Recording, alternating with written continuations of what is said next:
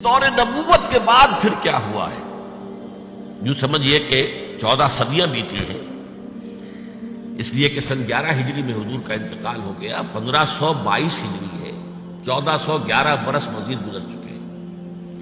اس میں امت کون سی وادی میں ہے، کس جگہ رہی، کہاں چلی، کہاں سے کوئی عروج آیا، کوئی زوال آیا، یہ ایک لمبی داستان ہے۔ لیکن یہ کہ نبی اکرم صلی اللہ علیہ وسلم کی ایک حدیث ایسی ہے کہ جس میں اس پوری داستان کو، جسے ہم کہتے ہیں سمندر کو کودے میں بند کر دیا گیا۔ اس حدیث کی ایک روایت تو وہ ہے کہ جو زیادہ مستند ہے اس اعتبار سے کہ مسند احمد ابن حنبل کی روایت ہے، حضرت نعمان ابن بشیر اس کے راوی ہیں رضی اللہ تعالی عنہ، اور وہ حدیث ہم نے بہت عام کی ہے، شائع کی ہے۔ لیکن آج میں ذرا وہی مضمون جو ذرا نسبتاً ایک تفصیلی حدیث میں آیا ہے، سند کے اعتبار سے وہ اتنی زیادہ مضبوط نہیں ہے جتنی کہ وہ نعمان ابن بشیر والی حدیث ہے رضی اللہ تعالی عنہ، لیکن تفاصیل اس میں زیادہ ہیں۔ اس حدیث کو امام شاطبی نے نقل کیا ہے موافقات میں، اور مولانا اسماعیل شہید رحمۃ اللہ علیہ نے منصب امامت میں اسے نقل کیا ہے، اور مولانا سید ابو الاعلیٰ مودودی صاحب نے اپنی کتاب تجدید و احیاء الدین میں اس کو شامل کیا ہے۔ یہ حدیث کے الفاظ بڑے پیارے ہیں، سنیے۔ ان اول دینکم نبوۃ و رحمہ، مسلمانوں تمہارے اس دین کا جو پہلا دور ہے وہ نبوت اور رحمت ہے، یعنی میں خود موجود ہوں بنفس نفیس تمہارے مابین، نبوت موجود ہے تمہارے مابین، اور میں تو رحمت للعالمین بنا کر بھیجا گیا ہوں۔ تو ان اول دینکم نبوۃ و رحمہ وتکون فیکم ما شاء اللہ ان تکون ثم یرفع اللہ جل جلالہ، اور یہ رہے گی نبوت و رحمت تمہارے مابین جب تک کہ اللہ چاہے گی کہ وہ رہے، پھر یہ کہ اللہ تعالیٰ اس کو اٹھا لے گا، یعنی میرا انتقال ہو جائے گا۔ ثم تکون خلافتا علی منہاج النبوۃ، پھر خلافت آئے گی علی منہاج النبوۃ، نبوت کے نقش قدم پر، ما شاء اللہ ان تکون، وہ بھی رہے گی جب تک اللہ چاہے گا۔ ثم یرفع اللہ اذا شاء یرفع جل جلالہ، پھر جب اللہ جل جلالہ چاہے گا اسے بھی اٹھا لے گا۔ ثم تکون ملکا عاضا، پھر ایک دور آئے گا کاٹ کھانے والی ملوکیت، بادشاہت، جو کہ لوگوں کو کاٹ کھائے گی، ظالم ہوگی۔ فتکون ما شاء اللہ ان تکون ثم یرفع اللہ اذا شاء یرفع جل جلالہ، وہ بھی رہے گی جب تک کہ اللہ چاہے گا کہ رہے، پھر جب اللہ جل جلالہ چاہے گا اسے بھی اٹھا لے گا۔ ثم تکون ملکا جبریتا، پھر ایک اور ملوکیت آئے گی، مجبوری والی ملوکیت۔ فتکون ما شاء اللہ ان تکون ثم یرفع اللہ جل جلالہ، پھر وہ بھی جب تک اللہ چاہے گا رہے گی، پھر جب اللہ چاہے گا اس کو بھی اٹھا لے گا۔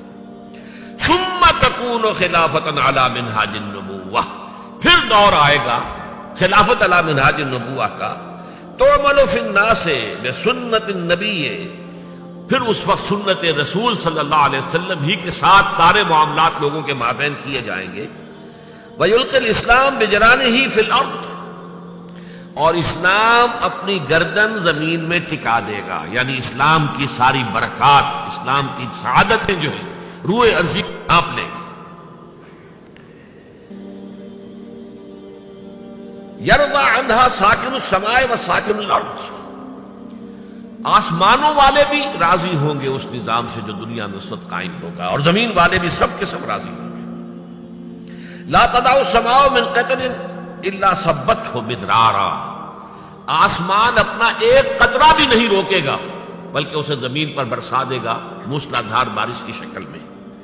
ولا تدع الارض من نباتها وبرکاتها شيئا الا اخرجته، اور زمین بھی اپنی برکتوں اور اپنی پیداوار، اپنی نباتات میں سے کسی شے کو روکے گی نہیں مگر یہ کہ نکال کے باہر کر دے گی۔ زمین سے ساری برکات جو ہیں امڑ آئیں گی، آسمان سے اللہ تعالیٰ کی رحمتیں نازل ہوں گی، آسمان والے بھی راضی ہوں گے، زمین والے بھی راضی ہوں گے، اللہ کے نبی کے مطابق، سنت کے مطابق جو ہے سارے معاملات طے ہو رہے ہوں گے۔ یہ دور بھی آئے گا خلافت علی منہاج النبوۃ کا۔ جب دوبارہ یہ دور آئے گا خلافت علی منہاج النبوۃ کا، تو یہ آفاقی ہوگا، عالمگیر ہوگا، کل روئے ارضی پر محیط ہوگا۔ حضرت ثوبان رضی اللہ تعالیٰ عنہ کی روایت ہے مسلم شریف کی، ان اللہ زوالی الارض، اللہ نے میرے لیے ساری زمین کو لپیٹ دیا، فرائیت مشارقہا و مغاربہا، تو میں نے زمین کے سارے مشرق دیکھ لیے، سارے مغرب دیکھ لیے، وَإِنَّ أُمَّتِي سَيَبْلُغُ مُلْكُهَا مَا ذُرِّيَ لِي مِنْهَا، اور سن رکھو کہ میری امت کی حکومت ان تمام علاقوں پر ہو کر رہے گی کہ جو اللہ نے زمین کو لپیٹ کر مجھے دکھا دیے، تمام مشارق تمام مغارب پر میری امت کی حکومت قائم ہوگی۔ وعد اللہ الذین آمنوا منکم وعملوا الصالحات لیستخلفنہم فی الارض۔ اور ابھی آپ نے جو آیات مبارکہ تلاوت کی گئی ان میں سنا کہ اللہ تعالیٰ نے زبور میں لکھ دیا تھا ان الارض یرثها عبادی الصالحون، میرے صالح بندے بالآخر اس زمین کے وارث ہوں گے، کل زمین کے اوپر ان کی حکومت قائم ہو جائے گی۔ جو کچھ قرآن نے کہا ہے اسی کو حدیث ہمارے سامنے لا رہی ہے۔ اسی طرح ایک دوسری حدیث ہے حضرت مقداد بن اسود کی رضی اللہ تعالیٰ عنہ، وہ مسند احمد بن حنبل کی ہے، لا يبقى على ظہر الارض بیت وبر ولا مدر الا ادخلہ اللہ کلمۃ الاسلام۔ میں پوری حدیث نہیں پڑھ رہا ہوں اس وقت۔ زمین پر کوئی گھر نہیں بچے گا اینٹ گارے کا بنا ہوا، نہ کوئی کمبلوں کا بنا ہوا خیمہ رہے گا جس میں اللہ کلمہ اسلام کو داخل نہ کر دے۔